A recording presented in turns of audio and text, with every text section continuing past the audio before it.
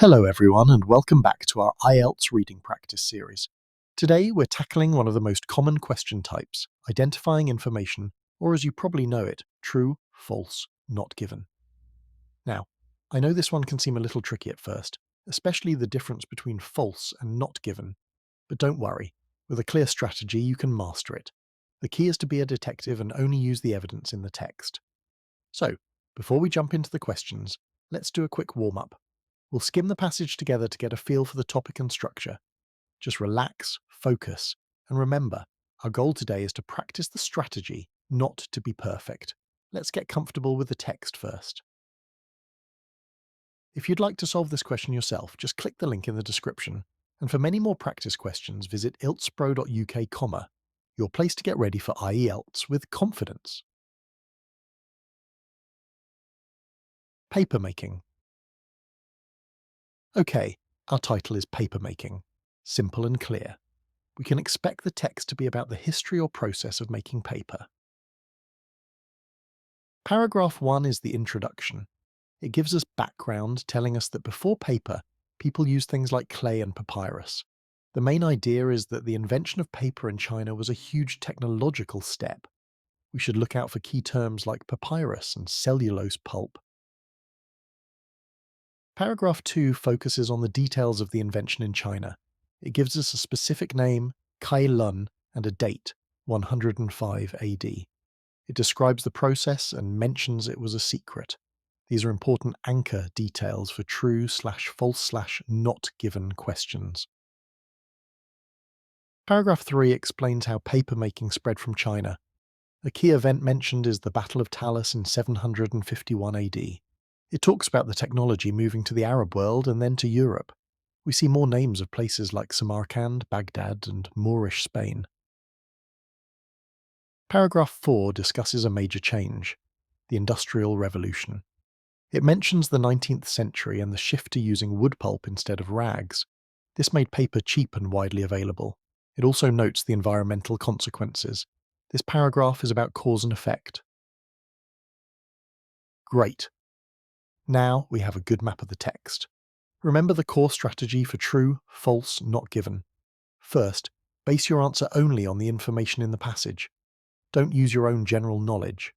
Second, pay close attention to paraphrasing and qualifying words like all, some, only, or quickly. Third, scan for keywords from the question to find the right part of the text. Then, carefully compare the meaning. Let's start with the first question.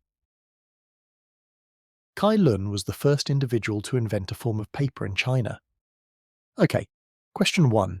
The keywords here are Kai Lun and the very important qualifier, the first individual. We need to check if the text says he was the absolute first. We saw his name in paragraph 2, so let's look there. Remember, true means the text agrees, false means the text says the opposite, and not given means the information isn't there. The answer is false. Why? Let's look at paragraph 2. It says, while earlier, more primitive forms of paper may have existed, Kai Lun is celebrated for standardizing and improving the production process. The phrase earlier, more primitive forms of paper may have existed, directly contradicts the idea that Kai Lun was the first asterisk. He improved the process, but he wasn't the first to invent it. So, the statement is false. The capture of Chinese artisans was instrumental in the spread of papermaking to the Arab world. Question 2. The keywords are capture of Chinese artisans, instrumental, which means very important, and the spread to the Arab world. We are looking for a cause and effect relationship.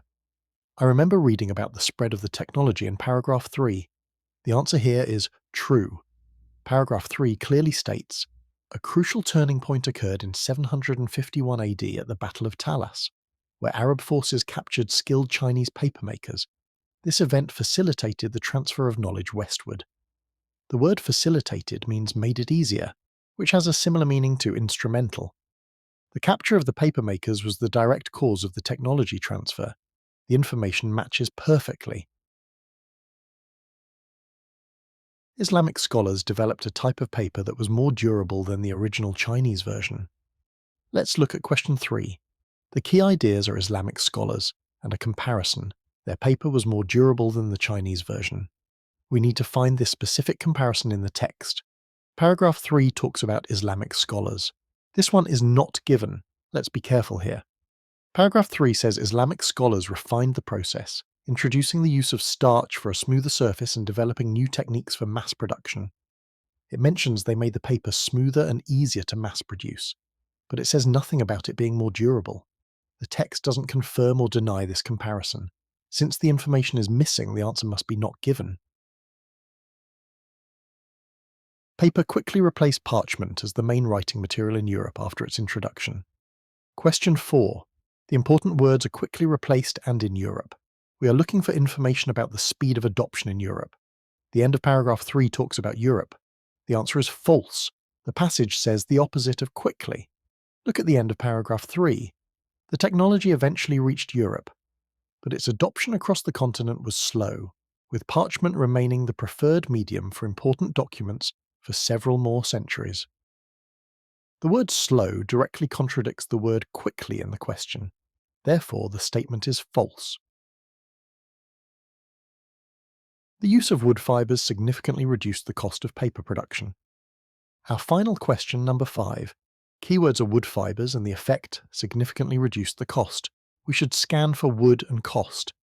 I remember this was discussed in the last paragraph, paragraph 4, about the Industrial Revolution, and the answer is true. Paragraph 4 provides clear evidence. It first says that paper made from rags had high production costs. Then it describes the new process using wood fibres and states that paper became an inexpensive, mass-produced commodity. Inexpensive means not expensive or cheap. So, the use of wood fibres did reduce the cost. The statement is true. And that's it. We've successfully worked through a true, false, not given question set. Notice how we focused on finding direct evidence in the text for each statement and paid close attention to those small but powerful words like first, slowly, or quickly. The key is to be precise and not make assumptions. If you found this helpful, don't forget to like this video, subscribe for more IELTS questions, and follow us at IELTSpro.uk for complete resources and practice materials.